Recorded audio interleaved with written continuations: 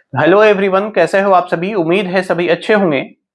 एक बार फिर से आप सभी का स्वागत है एसआरएम लेक्चर्स के इस डिजिटल प्लेटफॉर्म पे। बच्चों, आज हम जिस टॉपिक के बारे में बात करने वाले हैं वो टॉपिक है हमारा वाइटल साइन। क्या है? Vital sign. वाइटल साइन को हम कार्डिनल साइन भी बोलते हैं, है ना। तो जो लोग अभी हमें ज्वाइन किए हैं, आज हम डिस्कस करने वाले हैं इस पूरे कंप्लीट टॉपिक को। जो लोग भी हमें अभी जिन्होंने ज्वाइन किया है वो प्रीवियसली जाएं और एक हमारे इसी यूट्यूब चैनल पे एक और वीडियो पड़ा हुआ है नर्सिंग असेसमेंट का, या यूं बोले तो नर्सिंग प्रोसेस का, जिसका फर्स्ट कंपोनेंट हमने डिस्कस किया था नर्सिंग असेसमेंट। आप एक बार जाइए और जाकर के उस नर्सिंग असेसमेंट के वीडियो को भी देखें। इससे आप क्लियर हो जाएगा, क्योंकि जो हम वाइटल साइन जो आज हम पढ़ने जा रहे हैं, जिसको हम डिस्कस करने जा रहे हैं, ये वाइटल साइन कहीं ना कहीं एक कंप्लीट नर्सिंग असेसमेंट ही तो है। वाइटल साइन क्या है? वाइटल साइन एक कंप्लीट नर्सिंग असेसमेंट है, जिसमें हम क्या करते हैं, तो पेशेंट की जो कुछ बॉडी फंक्शंस है, जो बॉडी ऑर्गन्स है, उसकी जो फंक्शंस है, उसकी हम डाटा को क्या करते हैं, कलेक्ट करने की कोशिश करते हैं। अब अगर आप टेम्परेचर लो, पल्स लो, रिस्पायरेशन लो, ब्लड प्रेशर अगर आप ले रहे हो, तो ये क्या है? ये कहीं ना कहीं आप असेसमेंट तो ही कर रहे, असेसमेंट ही तो कर रहे हो। कहीं ना कहीं आप डाटा को कलेक्ट ही तो कर रहे हो। तो इस डाटा का कलेक्शन को हम क्या बोलते हैं बच्चे? तो असेसमेंट बोलते हैं। तो वाइटल साइन क्या है? वाइटल साइन एक कंप्लीट नर्सिंग असेसमेंट है। तो आप एक बार उस वीडियो को जाइए और उसको भी एक बार देखने की कोशिश कीजिए, ताकि कॉन्सेप्ट आपकी थोड़ी क्लियर हो जाए, बेसिक्स आपकी क्लियर हो जाए, और आने वाली चीजें आज की जो क्लासेस में जिस बारे में हम डिस्कस करने वाले हैं वो चीजें आपको थोड़ी अच्छी से समझ में आए। मुझे आप तक अपनी बातों को समझाने में, डिलीवर करने में, मैं भी आपको अच्छे से अपनी बातों को समझा पाऊं, बता पाऊं। तो आप जाकर के देख सकते हैं, लिंक मैं यहाँ प्रोवाइड करवा दूंगा इस डिस्क्रिप्शन बॉक्स में। जाकर के आप लिंक्स पे क्लिक करके भी आप उस वीडियो तक पहुंच सकते हो। Very good. तो हम बात करते हैं आज के अपने टॉपिक पे। हमारा टॉपिक क्या था बच्चे? आज का हमारा टॉपिक था वाइटल साइन। वाइटल साइन है क्या? वाइटल साइन को हम कार्डिनल साइन भी बोलते हैं, और ये एक तरीके का क्लिनिकल रिप्रेजेंटेशन होता है, जो कहीं ना कहीं आपके बॉडी की जो कुछ इसेंशियल बॉडी ऑर्गन्स हैं, जो उसके फंक्शंस को क्या करता है, रिफ्लेक्ट करता है, रिप्रेजेंट करता है। और वो कुछ बॉडी ऑर्गन्स क्या क्या हो सकते हैं? तो आपके लंग्स हो सकते हैं, आपकी हार्ट है, आपकी स्किन है। इन सब की जो क्लिनिकल रिप्रेजेंटेशन है, इसकी जो फंक्शंस होती है, इसी के फंक्शंस को कहीं ना कहीं क्या करता है, रिप्रेजेंट करता है आपका वाइटल साइन। क्लियर? ठीक है। तो वाइटल साइन को आप समझने की कोशिश करते हैं, देखते हैं कैसे आप डिफाइन कर सकते हो वाइटल साइन को। कैसे डिफाइन कर सकते हो? तो यहां पे मैंने एक वर्ड लिखा, एक लाइन लिखा है, it is a complete nursing information which represent the essential functions of the human body. Organs की हम बात कर रहे हैं यहाँ पे। जो भी आपकी बॉडी है, बॉडी में जो भी ऑर्गन्स मौजूद होते हैं, उस बॉडी ऑर्गन्स की जो भी एसेंशियल फंक्शंस हैं, जो भी फंक्शंस होती है उसकी, उसको रिप्रेजेंट करता है कहीं ना कहीं, एक क्लिनिकल इंफॉर्मेशन प्रोवाइड करता है क्या? आपका वाइटल साइन। Very good. कौन कौन से वो बॉडी ऑर्गन्स हो सकते हैं? तो हमारा हार्ट है, हमारा लंग्स है, हमारा स्किन है। अब एक और चीज आपको याद रखने की जरूरत है बच्चों इसमें, कि जो भी आप नॉर्मल डाटा आप देखोगे अभी आने वाली क्लासेस में, वो नॉर्मल डाटा कहीं ना कहीं वेरी कर सकती है। मतलब डिपेंड करता है वो नॉर्मल डाटा पेशेंट की एज पे, जेंडर पे, और पेशेंट की वेट पे। मतलब ये कि मैंने यहाँ देखो क्या लिखा है, जो नॉर्मल वैल्यू है वो कहीं ना कहीं vary, normal value can vary depending on age, gender and weight. जो एज है, जो जेंडर है, जो वेट है, उस पे कहीं ना कहीं जो नॉर्मल डाटा है वो चेंज हो सकता है। एग्जांपल्स के रूप में बोलो सर, समझा के बताओ। एग्जांपल्स के रूप में समझना, अगर बातें समझ में नहीं आई हो तो। मैं क्या कहना चाह रहा हूं, मैं ये आपको बताने की कोशिश कर रहा हूं कि अगर आपके पास दो केस मौजूद है, एक अडल्ट है, एक न्यूबॉर्न है। कौन है? न्यूबॉर्न। तो अडल्ट का अगर आप पल्स लेने जाओ या न्यूबॉर्न का आप पल्स लेने जाओ, तो क्या दोनों का पल्स रेट सेम होगा? नहीं होगा। अडल्ट में क्या देखते हैं हम? तो बच्चे हम क्या देखते हैं? 60 टू 90 या 60 टू 80 या 60 टू 100 की हम बात करते हैं कहीं ना कहीं, अगर हम ओल्डर एज की हम बात करें तो। और अगर हम न्यूबॉर्न में बात करें तो 100 या 110 टू 180 तक हम बात करते हैं, 190 तक जाते हैं, 160 तक हम इसको हम पढ़ने की कोशिश करते हैं। एक्यूरेट डाटा भी आपको दी जाएगी। थोड़ा बस चीजों को समझने की आप कोशिश कीजिएगा कि जो भी डाटा, जो वेरिएशंस हुए, ये जो आपको डाटा के अंदर जो वेरिएशंस देखने को मिल रहे हैं, वो वेरिएशंस किसके बेस पे आपको देखने को मिल रहे हैं? तो सर कहीं ना कहीं एज की, यहाँ एज डिफर है। एक अडल्ट है, एक न्यूबॉर्न है, और दोनों की एक, या फिर यहाँ पे एक कोई ओल्डर एज का पेशेंट है, तो अगर कोई ओल्डर एज का है, कोई न्यूबॉर्न का है, तो एज के अकॉर्डिंग डाटा क्या हो गई? चेंज हो गई। पहली चीज। दूसरी एग्जांपल, अगर सर जेंडर के बेसिस पे अगर समझाने की कोशिश करिए, तो जेंडर के बेस पे समझ सकते हो आप। अगर कोई फीमेल है या कोई मेल है, तो आपको ये पता होगा कि जो फीमेल्स होती हैं, फीमेल्स में during the time of period, या sorry during the time of ovulation के टाइम पे कहीं ना कहीं 0.5 to 0.5 degree Fahrenheit to 1 degree Fahrenheit तक जो बॉडी टेम्परेचर होती है वो राइज हो जाती है, बढ़ जाती है, इंक्रीज हो जाती है। कितना? आधे डिग्री फ़ारेनहाइट से लेकर के 1 डिग्री फ़ारेनहाइट का कहीं ना कहीं डिफरेंस देखने को मिलता है। ये जो वेरिएशंस आपको देखने को मिला, ये किसके बेस पे देखने को मिला? कहीं ना कहीं बच्चों जेंडर के बेस पे हमें देखने को मिला। तो यही चीज मैं आपको बताने की कोशिश कर रहा था कि जो भी आपकी जो नॉर्मल वैल्यू होती है, जो नॉर्मल वैल्यू है, वो नॉर्मल वैल्यू कहीं ना कहीं डिफर कर सकती है किसके बेसिस पे? On the basis of age, gender, weight के बेसिस पे। Very good. हाँ, तो क्या समझा आपने कि ओवल्यूशन के टाइम पे, जब भी ओवल्यूशन होता है, ओवल्यूशन के टाइम पे, मैं फर्टिलाइजेशन की बात नहीं कर रहा हूं, मैं ओवल्यूशन बोल रहा हूं, समझिएगा मेरी बात। चलिए अब इसके हम आगे तो अब आपको उम्मीद है आपको ये कहानी समझ में आई होगी। मैंने अभी डिस्कस किया कि वाइटल साइन है क्या। तो वाइटल साइन तो सबसे पहले एक कंप्लीट नर्सिंग असेसमेंट है। अगर आपसे कोई पूछे डिफाइन वाइटल साइन, या आपसे अगर आप इंटरव्यू में आपसे पूछा जा रहा है, वाइवा में आपसे पूछा जा रहा है कि वाइटल साइन को आप कैसे डिफाइन करोगे, तो आपको एक चीज बोलना है, सर वाइटल साइन क्या है? तो वाइटल साइन एक कंप्लीट नर्सिंग असेसमेंट है, जो हमारी बॉडी की जो एसेंशियल बॉडी फंक्शंस हैं, जो हमारी बॉडी के ऑर्गन्स हैं, उसकी जो फंक्शंस है, जो एसेंशियल फंक्शंस होती है, उसकी क्लिनिकल रिप्रेजेंटेशन होती है वाइटल साइन।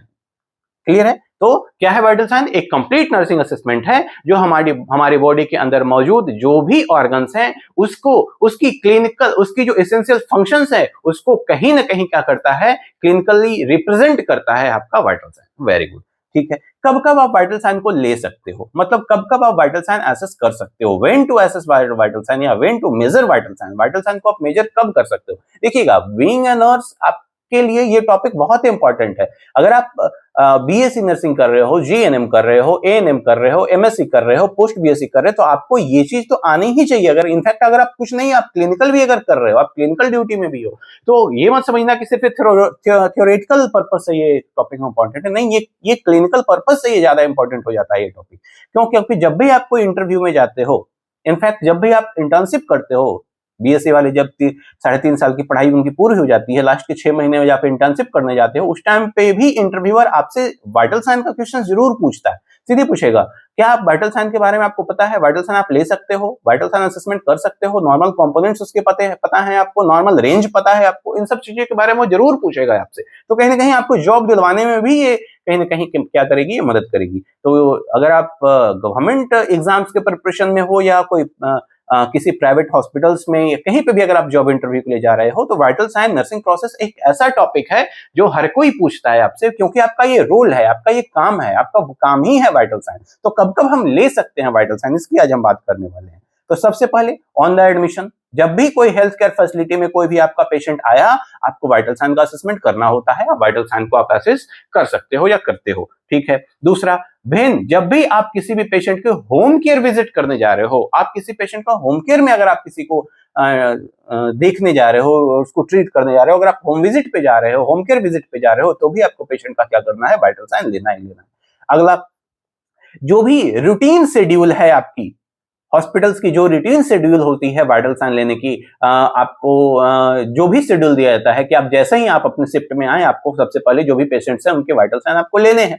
या अगर आपको कोई हेल्थ केयर प्रोवाइडर ने आपको ऑर्डर कर दिया, क्या according to the health care provider order, जो भी आपको, अगर कोई हेल्थ केयर प्रोवाइडर्स ने अगर आपको ऑर्डर कर दिया कि आप जाइए और हर 2 घंटे में इस पेशेंट का आपको वाइटल साइन असेसमेंट करना है तो करना है। क्यों करना है? सर, हो सकती है कि अभी पेशेंट की कंडीशन कुछ और हो, 2 घंटे के बाद पेशेंट की कंडीशन कुछ चेंज हो सकती है। तो हो सकता है कि आपको जो हेल्थ केयर प्रोवाइडर हैं, जो डॉक्टर्स हैं, जो सीनियर नर्सिंग स्टाफ्स हैं, वो आपको कहीं ना कहीं रिकमेंड कर सकते हैं कि आप हर आधे घंटे में, मतलब हर 30 मिनट में, या 1 आवर्स में, या 2 आवर्स में, इस पेशेंट के, इतने नंबर के बेड की पेशेंट है, ये नाम है पेशेंट का, आप इसके जाकर के हर 2 घंटे में, हर आधे घंटे में, हर 1 घंटे में वाइटल साइन का असेसमेंट आपको करना है, जिससे कि आपको पता चल सके पेशेंट की कंडीशन क्या है। क्लियर है? ठीक है। तो ये चीज आप कर सकते हैं। या फिर कोई हॉस्पिटल स्टैंडर्ड है, like before surgery, after surgery, during surgery, अगर आप जा रहे हो, तो कोई भी सर्जिकल प्रोसीजर कर रहे हो, या फिर कोई भी इन्वेसिव डायग्नोस्टिक टेस्ट अगर आप करने जा रहे हो, कोई डायग्नोस्टिक इवैल्यूएशंस करने जा रहे हो, कोई इन्वेसिव डायग्नोस्टिक प्रोसीजर्स अगर आप परफॉर्म करने जा रहे हो, तो उसको करने से पहले वाइटल साइन लो, करने के बीच में वाइटल साइन, और करने के अंत में भी आपको वाइटल साइन का असेसमेंट करना है। तो अगर आप पोस्ट सर्जरी, प्री सर्जरी की हम बात करें, पेरी सर्जरी की हम बात करें, तो आपको कहीं ना कहीं वाइटल साइन का असेसमेंट करना होता है। कोई भी इन्वेसिव इन्वेसिव प्रोसीजर अगर आप करने जा रहे हो, इनफैक्ट वो डायग्नोस्टिक टेस्ट ही क्यों नहीं हो, डायग्नोस्टिक प्रोसीजर्स ही क्यों ना हो, आपको वाइटल साइन का असेसमेंट क्या होता है बच्चे, करना होता है। Very good. उसके बाद हम कब कर सकते हैं सर? तो उसके बाद हम कर सकते हैं जब भी, बिफोर, ड्यूरिंग, आफ्टर, जब भी आप कोई ब्लड सब्सटेंस या फिर कोई ब्लड प्रोडक्ट अगर आप पेशेंट को ट्रांसफ्यूज करने जा रहे हो, मतलब कोई भी ब्लड प्रोडक्ट्स अगर आप पेशेंट को ट्रांसफ्यूज करने जा रहे हो, तो उसको करने से पहले, करने के मध्य में और करने के बाद आपको वाइटल साइन का असेसमेंट क्या होता है, करना होता है। क्लियर है? तो ये चीजें हैं इंपॉर्टेंट कि कब कब हम वाइटल साइन का असेसमेंट कर सकते हैं। तो जब भी आप किसी का ब्लड ट्रांसफ्यूजन कीजिए तो करने से पहले वाइटल साइन का असेसमेंट कीजिए, करने के मध्य में वाइटल साइन का असेसमेंट कीजिए और ब्लड ट्रांसफ्यूज करने के अंत में वाइटल साइन का असेसमेंट कीजिए। ये कहीं ना कहीं कहा जा रहा है यहाँ पे। अब उसके बाद और कब कर सकते हैं हम वाइटल साइन का असेसमेंट?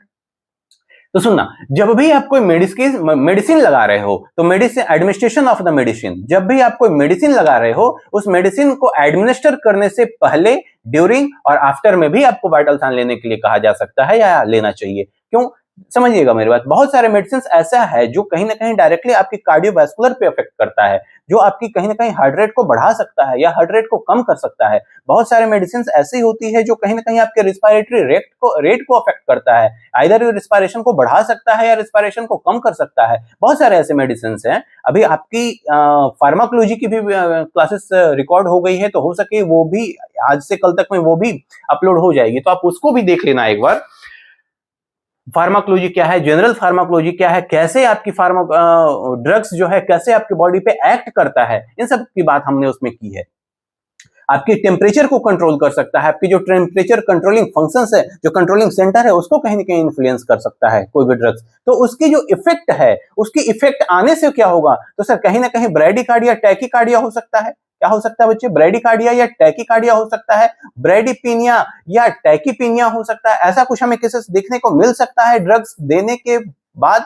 तो हमें क्या करना है? अगर एक और चीज एग्जांपल के रूप में समझिएगा, कोई ऐसा मेडिसिन है जो कहीं ना कहीं क्या कर रहा है, तो ब्रैडिपीनिया करवा रहा है, और अगर हम पेशेंट की अभी हम वाइटल साइन लेने गए, या फिर अगर हमने ना लिया पेशेंट का वाइटल साइन और डायरेक्टली अगर ड्रग का एडमिनिस्ट्रेशन करवा दिया, और हो सकता है अगर इस मेडिसिन का एडमिनिस्ट्रेशन से पहले पेशेंट की जो रिस्पायरेटरी रेट थी वो कहीं ना कहीं 8 था, 10 था, 8 to 10 था या 6 to 10 था, और उस टाइम पे अगर आप ऐसा कोई ड्रग्स दे दो जो ब्रैडिपीनिया करवा दे, तो क्या होगा? तो होगा सर यहाँ पे केस आपकी वर्स्ट हो जाएगी।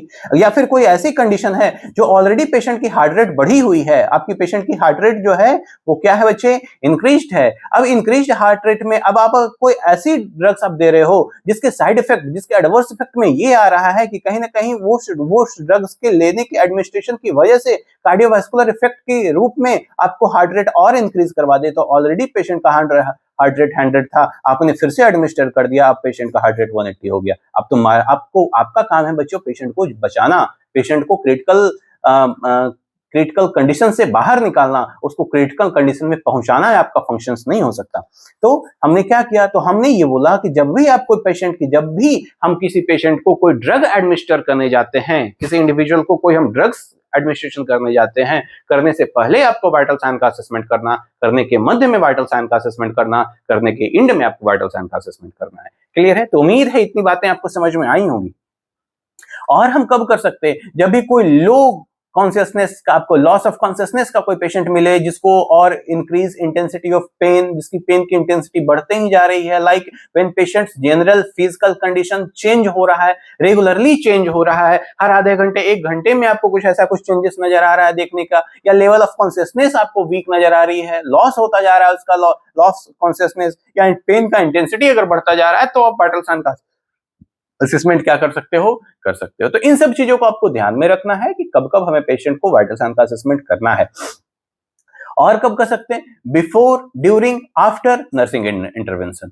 और ऐसे ही नर्सिंग इंटरवेंशंस जो कहीं ना कहीं इन्फ्लुएंस कर रहा है आपकी वाइटल साइन को। अगर कोई आप ऐसा प्रोसीजर करने जा रहे हो जो आपके वाइटल साइन को कहीं ना कहीं क्या करते हो, जो वाइटल साइन का जो डाटा है उसको कहीं ना कहीं फ्लक्चुएट करवा सकता है, उसको अबनॉर्मल करवा सकता है, उसके अंदर अगर कोई अल्टरेशन करवाने में ये सक्षम है, तो भी आपको वाइटल साइन का क्या करना है, असेसमेंट करना है। Very good. और कब कर सकते हैं, when patient report non specific symptoms like physical distress, है ना, फीलिंग फनी, डिफरेंट, इरिटेटिंग, कुछ भी अगर पेशेंट ऐसा कुछ फील कर रहा है तो भी आपको वाइटल साइन का असेसमेंट करना है। तो आप यूं बोलें कि कब करना है वाइटल साइन का असेसमेंट, तो अगर एक लाइन में आपको बोलना हो तो सीधे ये आपको ये बोलना है या ये चीजें याद रखना है कि हर कदम पे, हर क्षण पे पेशेंट के साथ कुछ भी हो, पेशेंट को अगर 4-5 छींके भी आ गए रेगुलरली, आपको वाइटल साइन का असेसमेंट करना है। पेशेंट रेगुलर कफिंग कर रहा है, आपको वाइटल साइन का असेसमेंट करना है। पेशेंट इरिटेट है, वाइटल साइन का असेसमेंट करना है। बच्चे, आपको हर मोड़ पे, हर कदम पे, हर क्षण पे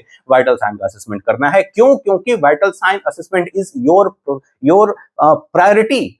आप यू बोले तो जो ड्रग एडमिनिस्ट्रेशन है वो भी आपकी सेकंड प्रायोरिटी पे आती है, वाइटल साइन असेसमेंट आपकी फर्स्ट प्रायोरिटी पे आती है। अगर आप नर्सिंग प्रोफेशनल्स हो, अगर आपने इस कोर्स को चुना है, इस प्रोफेशन को चुना है, तो वाइटल साइन असेसमेंट आपको आना चाहिए। क्यों? क्योंकि आपसे ये कोई नहीं पूछेगा बच्चों की इस डायग्नोसिस में कौन सी ट्रीटमेंट रिक्वायर्ड है, कौन सी मेडिसिन रिक्वायर्ड है, आपसे रिक्वायर्ड है, कोई आपसे पूछने नहीं जाएगा।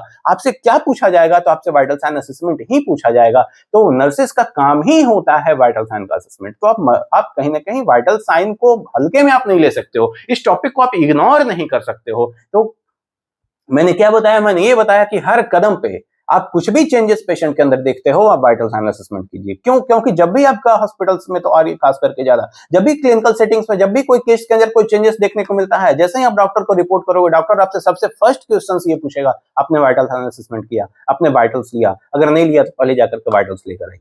तो सबसे पहले क्या करना है? आपको वाइटल लेना है। ठीक है? तो वाइटल साइन इंपॉर्टेंट है, जरूरी है, पेशेंट की केयर के लिए भी और आपके प्रोफेशन के लिए भी। ठीक है? और आपके फ्यूचर के लिए भी। Very good. तो इन सब चीजों को आप याद रख सकते हो कि कब हम कर सकते हैं वाइटल साइन का असेसमेंट। अब हम बात कर रहे हैं, हमने बहुत बातें कर ली वाइटल साइन कब हम कर सकते हैं, कितने। अब हमने आपको एक और चीज बताया था शुरुआत में कि वाइटल साइन जो है, वाइटल साइन एक कंप्लीट नर्सिंग असेसमेंट है। और आपको ये पता होगा कि वाइटल साइंस भी एक अगर असेसमेंट है, तो उसमें जो डाटा आपको मिलेगा वाइटल साइन असेसमेंट के दौरान, वो डाटा दो तरीके का मिलता। कितने तरीके का मिलता? दो तरीके का मिलता। कौन कौन सा डाटा? एक तो कोवर्ट डाटा मिलता, दूसरा ओवर्ट डाटा मिलता। अब समझना यहाँ पे, अब जिन बच्चों ने हमारी प्रीवियस क्लासेस देखी है उन्हें तो ये पता होगा कि what is covert data, what is overt data.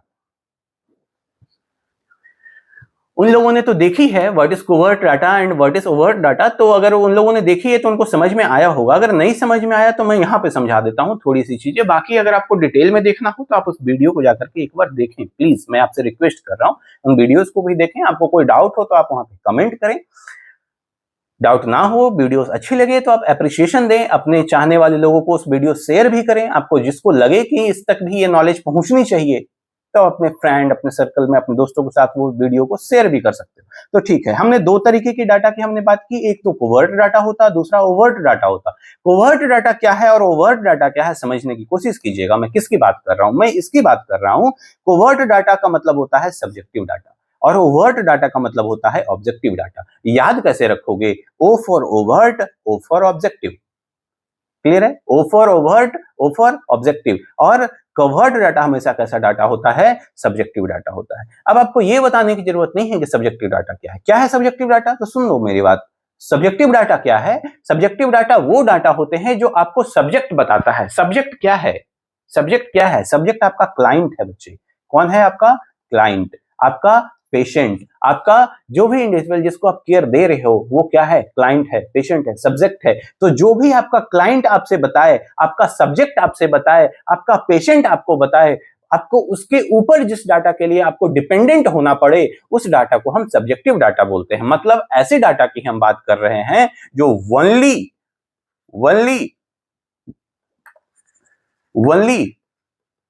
Felt by patient, या जो भी क्लाइंट हो आपका, जो भी सब्जेक्ट हो आपका, सिर्फ उसी को अगर वो चीजें फील होगी, सिर्फ उसी को फील होगी, वैसे डाटा के लिए आपको पेशेंट के ऊपर डिपेंडेंट रहना हो, वैसे डाटा को हम सब्जेक्टिव डाटा बोलते हैं। या वैसे डाटा जिसको आप खुद से ऑब्जर्व कर सकते हो, खुद से ऑब्टेन कर सकते हो। आपको बीइंग अ नर्स, मतलब फेल्ट बाई अदर्स की हम बात कर रहे हैं यहाँ पे, फेल्ट बाई अदर्स।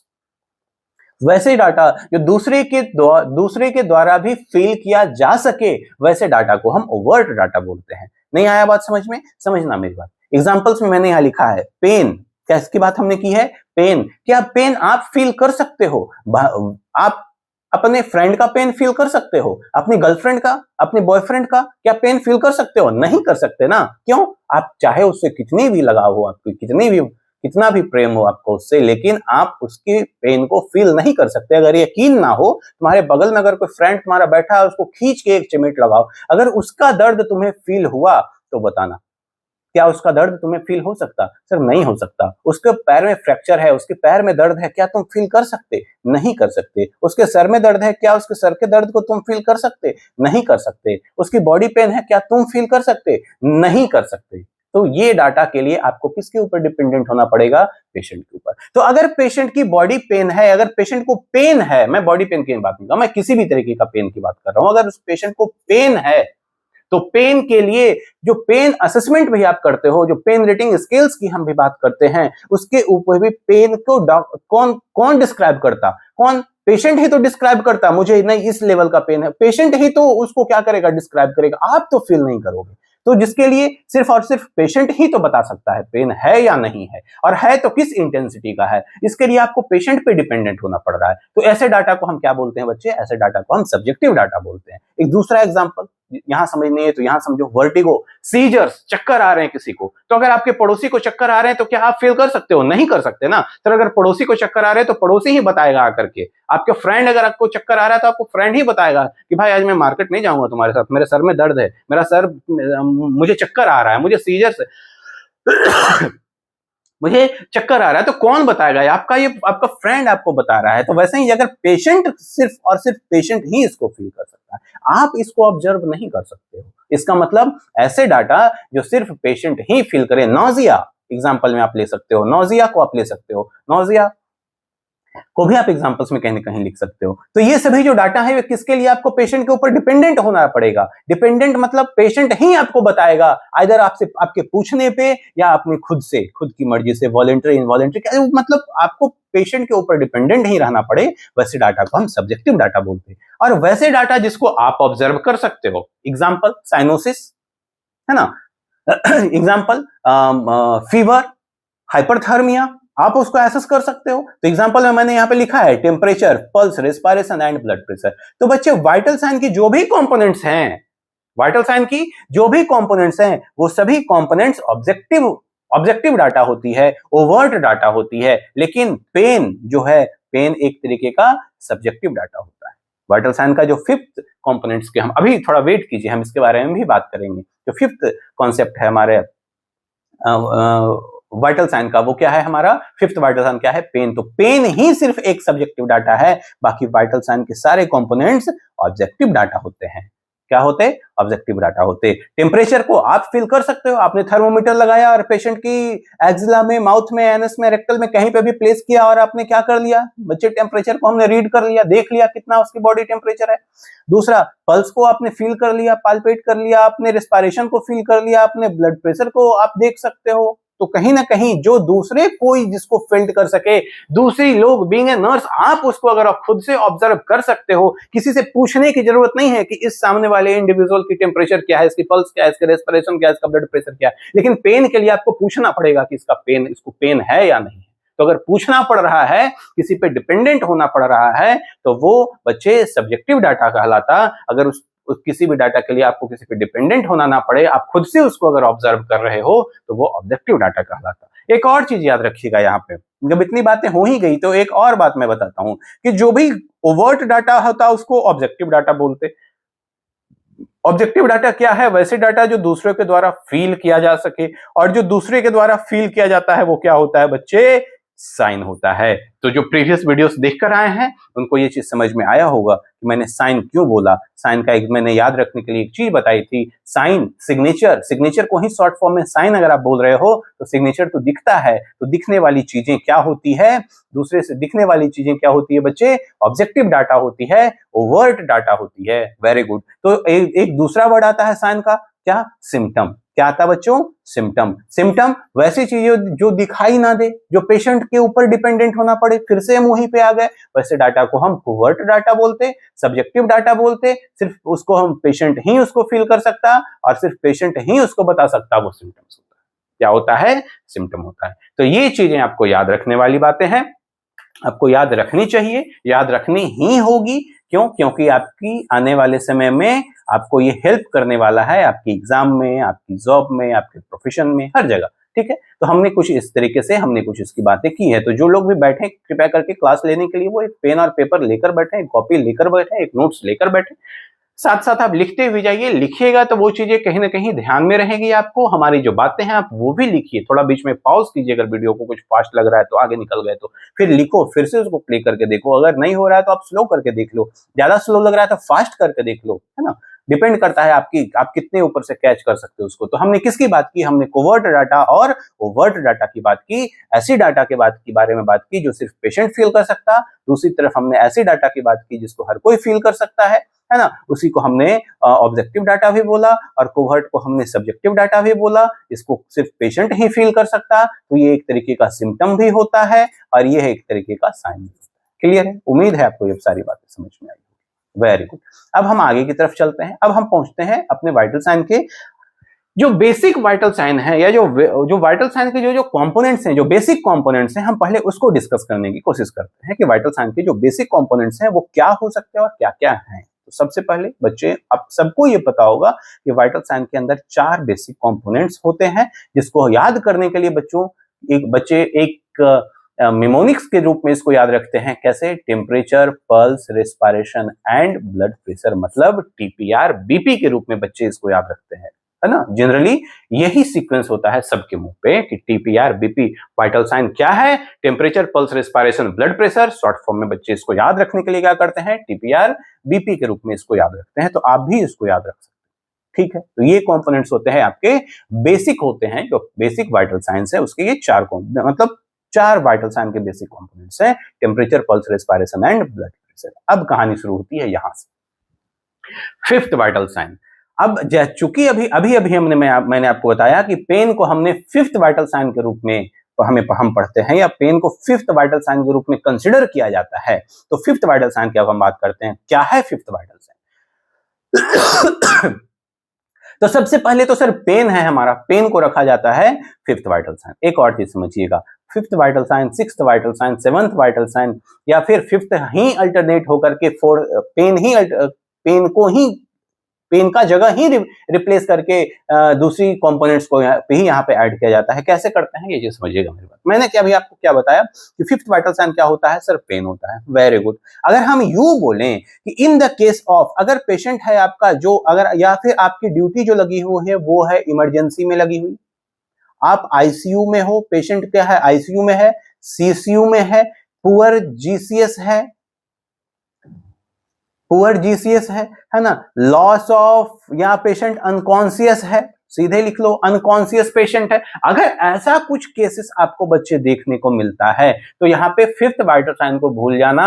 यहाँ पे जो हमारा फिफ्थ वाइटल साइन होगा वो होगा पिपलरी रिएक्शन टू लाइट, मतलब जो पीपल्स जो आपके डायलेट करता है ना, कॉन्ट्रैक्ट करता है लाइट के अगेंस्ट, उसकी हम बात कर रहे हैं कि अगर पेशेंट आपका इमरजेंसी है, आईसीयू है, सीसीयू है, पुअर जीसीएस है, या अनकॉन्शियस है आपका पेशेंट अगर अनकॉन्शियस है आपका पेशेंट तो आप पिपलरी रिएक्शन टू लाइट के साथ आपको जाना पड़ेगा फिफ्थ वाइटल साइन के रूप में। एक और चीज समझिएगा, अगर पेशेंट की SpO2 की हम बात करें, SpO2 को भी हम कहीं पे फिफ्थ वाइटल साइन या सिक्स्थ वाइटल साइन के रूप में हम देखते हैं। अब एक और चीज समझना, याद रखने के लिए, अगर आपसे पूछा जाए स्टैंडर्ड फिफ्थ वाइटल साइन तो आपको पेन के साथ जाना है।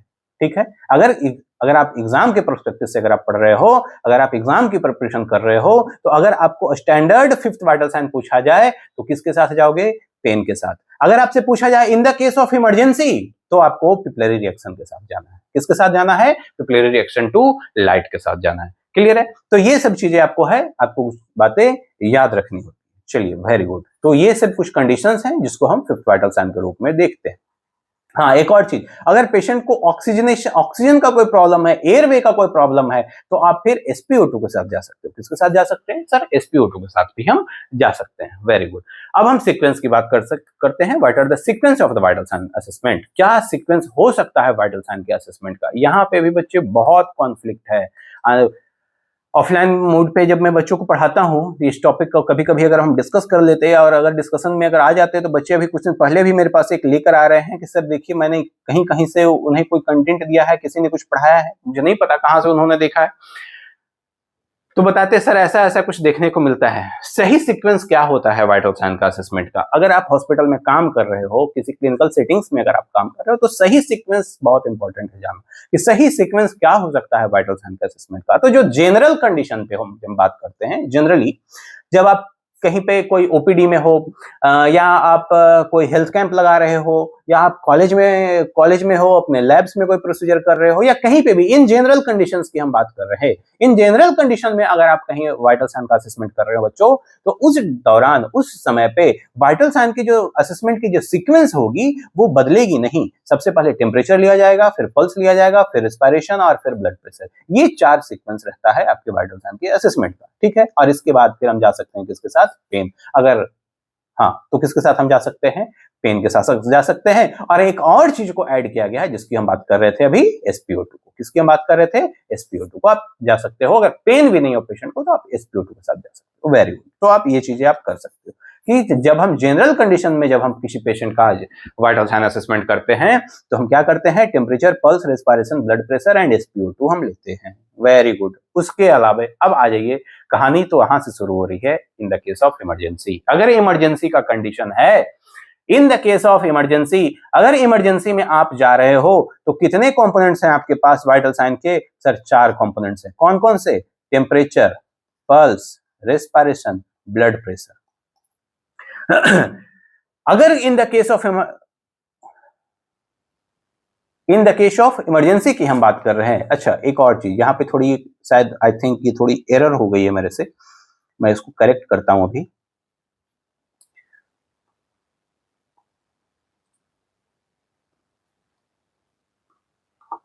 यहाँ थोड़ी मिस्टेक हो गई है, ठीक है। आई डोंट नो ये कैसे हुआ, चलिए। हाँ, इन द केस ऑफ इमरजेंसी की हम बात कर रहे थे। इन द केस ऑफ इमरजेंसी की हम बात कर रहे थे। अगर आप इमरजेंसी कंडीशन में हो, इमरजेंसी का मतलब अभी मैंने आपको बताया, कोई रोड ट्रैफिक एक्सीडेंट का कोई पेशेंट हो या ऐसे केसेस जो आपकी इमरजेंसी की कंडीशन अगर हो रही है, तो सबसे पहले हम क्या लेंगे? सबसे पहले हमें जाना होगा पल्स के साथ। क्यों? सुनना मेरी बात बच्चे, सबसे पहले पल्स लेना। क्यों लेना पल्स? इस वजह से लेना, पहले आप ये देखने की कोशिश करना पेशेंट सर्वाइव कर रहा है या नहीं कर रहा है। सबसे पहले आपको पेशेंट की पल्स को ऑब्जर्व करना है। पेशेंट की हार्ट चल रही है, पेशेंट की हार्ट बीट काम कर रही है या नहीं कर रही है, हार्ट रुक गई है, उसकी हार्ट रेट सही है, नहीं है, कम है तो है, लेकिन जो भी है आप सबसे पहले आप पल्स को एसेस करोगे। किसको एसेस करोगे? पल्स को एसेस करोगे। तो सबसे पहला जो असेसमेंट होगा किसको एसेस करोगे? सबसे पहला जो असेसमेंट होगा किसको एसेस करोगे? पल्स को एसेस करोगे। क्यों? क्योंकि अगर पेशेंट जिंदा रहा तब आगे का कुछ करने की जरूरत है आपको, या आगे आप कुछ कर सकते हो या पेशेंट को बचाया जा सकता है। अगर आपने डिले कर दिया तो कहीं अगर हार्ट रुक गया, काम करना बंद कर दिया, तो प्रॉब्लम हो सकती है। तो सबसे पहले किसके साथ जाना? पहले पेशेंट को जिंदा तो रखो, पहले पेशेंट को बचाओ तो सही। तो सबसे पहले आपको पल्स लेना है। सबसे पहले क्या लेना है? पल्स लेना है। उसके बाद फिर रेस्पिरेशन के साथ जाना है, फिर ब्लड प्रेशर, फिर टेम्परेचर देना है। क्लियर है? और इसके बाद अब देखना है पेशेंट का SpO2 उस जगह पे रिलायबल है या फिर पिपलरी रिएक्शन टू लाइट। अगर इमरजेंसी का कंडीशन है तो पिपलरी रिएक्शन टू लाइट, और नहीं तो फिर SpO2 के साथ हम जा सकते हैं। Very good. तो ये कुछ सीक्वेंस होते हैं और इस सीक्वेंस को आपको याद रखना है। इस सीक्वेंस को कभी चेंज मत करना। बहुत सारी जगहों पे बहुत सी चीजें बताई जाएगी, बट याद रखिएगा एग्जाम में भी पूछे इसी सीक्वेंस को लगा कर आना। मैं विश्वास दिलाता हूं फेल नहीं होगे, नंबर नहीं कटेगा उस चीज का, ठीक है। राइट सीक्वेंस जो है वो यही है, यही है, यही है। वचन है और वचन ही है शासन। सीधी सी बात, याद रखिएगा इसको। सबसे पहले पल्स, फिर रेस्पिरेशन, फिर ब्लड प्रेशर और देन टेम्परेचर। क्लियर है? इस चीज को कभी भी क्या नहीं करना है बच्चे, तो कभी भी इस चीजों को इग्नोर नहीं करना है। तो अगर in the cases of emergency का अगर कोई पेशेंट आता है हमारे पास या आपके पास, तो आपको इसी सीक्वेंस के साथ जाना है। चलिए ठीक, यहां तक तो बातें फिर भी सही होती है। इस चीज से तो बहुत सारे लोग फिर भी क्या करते हैं? एग्री करते हैं कि हाँ सर आपका कहना सही है। लेकिन अब आ जाइए कहानी न्योनेट पे। अब आ जाइए कहानी कहां पे? न्योनेट पे। अगर कोई न्योनेट है, क्या है? न्योनेट है, तो यहाँ पे इमरजेंसी कंडीशन में जो हम फॉलो करते हैं वो करते हैं हम प्रायोरिटी बेस पे हम करते हैं। किसके बेस पे? प्रायोरिटी बेस पे। और जो हम नियोनेट के साथ जो हम करते हैं वो हम करते हैं नॉन इरिटेंट टू इरिटेंट के साथ हम जाने की कोशिश करते हैं। किसके साथ जाने की कोशिश करते हैं बच्चों? नॉन इरिटेंट टू इरिटेंट के साथ हम जाने की कोशिश करते हैं। मैं इसको फिर से लिखता हूं, किसकी बात हम कर रहे थे? नॉन इरिटेंट टू इरिटेंट के हम साथ जाने की कोशिश करते हैं। बोलो सर ये क्या बला है? सुनना मेरी बात, ऐसी चीजों को पहले करो या ऐसी चीजों को पहले एसेस करने की कोशिश कीजिए जिससे बाकी बच्चा इरिटेट ना हो, और इरिटेट ना होने की वजह से बाकी के जो आपकी कंपोनेंट है उस पे उसका असर ना पड़े।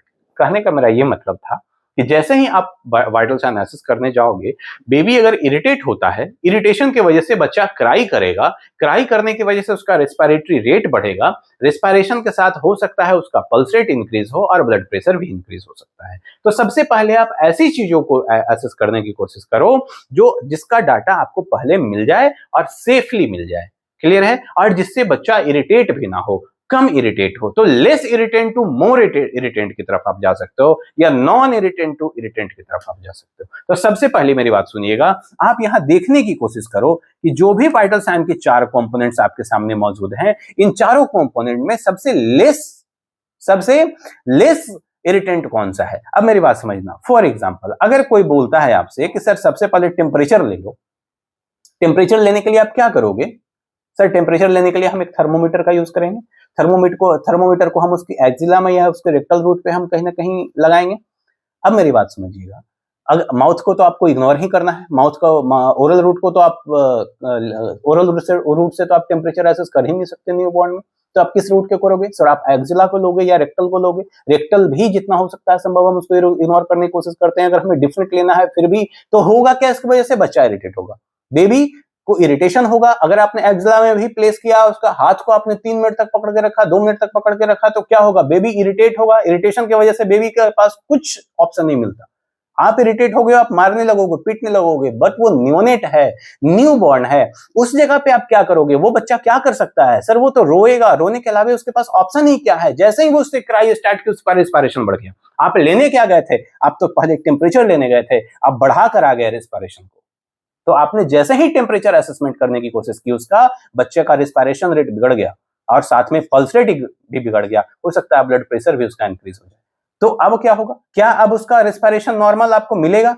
नहीं मिलेगा। पल्स मिलेगा? नहीं मिलेगा। हो सकता है आपको एक वाइटल साइन लेने के लिए पूरा दिन वेट करना पड़े। तो आपको क्या करना चाहिए? तो सर हम टेम्परेचर को तो नहीं ले सकते। क्यों? क्योंकि जैसे ही हम टेम्परेचर लेने के लिए जाएंगे, कहीं ना कहीं बेबी इरिटेट होगा, बेबी क्राई करेगा, उसकी क्राई करने की वजह से कहीं ना कहीं क्या हो जाएगा? सर रेस्पिरेटरी रेट बढ़ जाएगा। तो अब हमें क्या करना? समझना मेरी बात, मैंने बताया था आपको नॉन इरिटेंट टू इरिटेंट की तरफ जाने के लिए। अब इन चारों कंपोनेंट्स में आप देखो सबसे लेस इरिटेंट कौन सा है? मैं बोलता हूं रेस्पिरेशन। क्यों? पल्स भी नहीं। कुछ लोग पल्स के साथ जाते हैं कि सर पल्स। अब समझिएगा मेरी बात, पल्स और रेस्पिरेशन में अगर हम देखें तो पल्स लेने के लिए क्या करोगे? आप उसका हाथ पकड़ोगे और हाथ पकड़ के उसको कहीं ना कहीं आप उसका पल्स रेट लेने की कोशिश करोगे। मैं बोलता हूं कि उससे भी तो कम इरिटेंट है आपके साथ, आपके पास रेस्पिरेशन लेने के लिए आपको क्या करने की जरूरत है? जो भी बच्चा टी शर्ट शर्ट जो भी पहना है, आप उसको ऊपर कर दो, उसके एब्डोमिनल मूवमेंट को देख लो, और उसको देख करके आप कहीं ना कहीं रेस्पिरेशन ले सकते हो। बेबी को तो टच करने की भी जरूरत नहीं है। तो सबसे कम इरिटेंट तो ये हुआ। तो हम क्यों ना सबसे कम इरिटेंट के साथ जाएं और सबसे पहले जाएं? क्योंकि जैसे ही अगर पल्स लेने के लिए जाएं, बेबी का हाथ पकड़ें, अगर क्या पता बेबी का हाथ पकड़ने की वजह से बेबी इरिटेट हो जाए और उसकी वजह से वो रोने लग जाए, तो कहीं ना कहीं आपका रेस्पिरेशन तो नहीं मिलेगा। नॉर्मल रेस्पिरेशन से तो आपने हाथ धो दिया, अब तो आपको नॉर्मल रेस्पिरेशन मिल ही नहीं सकता। अब आपको फिर से वेट करना पड़ेगा जब तक उसका नॉर्मल ना हो जाए, उसकी क्राइंग ना रुक जाए, जब तक उसका रेस्पिरेशन नॉर्मल ना हो जाए, रिदम उसका रेस्पिरेटरी रेट नॉर्मल ना हो जाए। तो आपको क्या करना है? आपको चीजों को बिगाड़ना नहीं है, आपको चीजों को संभालना है। आप संभालने के लिए वहां गए हो, तो आपको क्या करना है? सबसे पहले ऐसी चीजों को लो कि सबसे पहले जो लेस इरिटेंट हो। रेस्पिरेशन लेने के लिए बेबी को टच करने की जरूरत नहीं है, बस उसके टी शर्ट को ऊपर कीजिए, उसके एब्डोमिनल मूवमेंट, उसके चेस्ट मूवमेंट को आप देखिए, और आप रेस्पिरेटरी रेट अब कहीं ना कहीं आप क्या कर सकते हो? ले सकते हो। Very good. तो सबसे पहले हमने सर क्या कर लिया?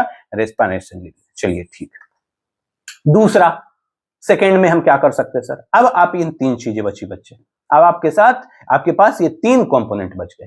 अब ये 3 कंपोनेंट बचे, अब इसमें से देखो, अब इसमें से सबसे लेस इरिटेंट कौन सा है? सबसे कम इरिटेशन कौन करेगा? क्या टेम्परेचर करेगा सबसे कम इरिटेंट? नहीं सर, टेम्परेचर से कम तो पल्स करेगा। पल्स करेगा, हाँ पल्स करेगा, बीपी से भी कम करेगा पल्स। तो सबसे पहले उसके बाद हम क्या लेंगे बच्चे? उसके बाद हम पल्स लेंगे। तो सबसे पहले हम रेस्पिरेशन लेंगे, फिर पल्स का असेसमेंट करेंगे। तो अब मेरी बात समझो, बोलो सर अब भी तो बच्चा रो सकता है ना, बट आपने रेस्पिरेशन तो पहले ले लिया, अब रेस्पिरेशन बिगड़ के भी क्या फायदा? हमने तो जो नॉर्मल डाटा लेना था हमने तो एसेस कर लिया उसके नॉर्मल रेस्पिरेटरी रेट को। अब अगर बेबी रोता भी है तो 2-4-5 मिनट में शांत हो जाएगा, चुप हो जाएगा, उसकी माँ उसको चुप करा सकती है।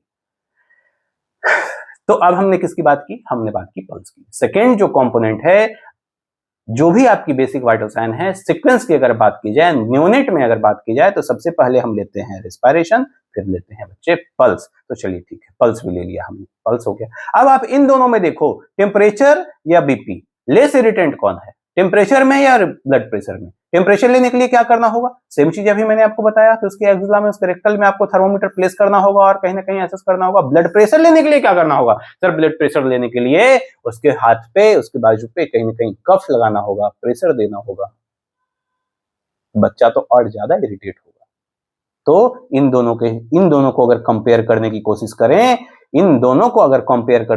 करें, तो सर हमें तो ये कम लेस इरिटेंट नजर आ रहा, तो क्यों नहीं हम उसके बाद रेस्पिरेशन और पल्स के बाद हम टेम्परेचर को ही एसेस करें, और उसके बाद सबसे एंड में किसको एसेस कर सकते हो आप? एंड में आप ब्लड प्रेशर को एसेस कर सकते हो। क्लियर है? तो ये कुछ बातें हैं बच्चे जिसको आपको याद रखना चाहिए, याद रखना ही है, इस चीज को फॉलो करना, अपनी क्लिनिकल लाइफ में भी फॉलो करना, क्लिनिकल जर्नी में कहीं भी काम करो तो इस चीज को आप फॉलो कर सकते हो। ठीक है, तो क्या सीक्वेंस निकल कर आया? सर जनरली जो नॉर्मल कंडीशंस होते हैं उसमें तो हम temperature, pulse, respiration and blood pressure के ही साथ जाते हैं। इमरजेंसी कंडीशन में हम पहले पल्स लेते हैं, फिर रेस्पिरेशन लेते हैं, फिर ब्लड प्रेशर लेते हैं और तब टेम्परेचर लेते हैं। और अगर न्यूनेट की केस है तो नॉन इरिटेंट टू इरिटेंट जाना है हमें, तो हम सबसे पहले सर रेस्पिरेशन लेंगे, पल्स लेंगे, टेम्परेचर लेंगे और ब्लड प्रेशर लेंगे। ये सही है, यही सीक्वेंस है, इसके साथ अड़े रहिएगा। अगर कोई आपसे डिबेट करने आए भी तो उसको आप जवाब दे सकते हो। ठीक है, वेरी गुड। तो ये कुछ क्या है, आपके सीक्वेंस हैं। किसके सीक्वेंस है? वाइटल साइन के सीक्वेंस है। तो ठीक है, उम्मीद है आपको ये चीजें पसंद आई होगी, आपको अच्छा लगा होगा। तो आज के क्लासेस में आज के लिए बस इतना ही, मिलते हैं फिर से नेक्स्ट वीडियो में। Very good, thank you, good bye.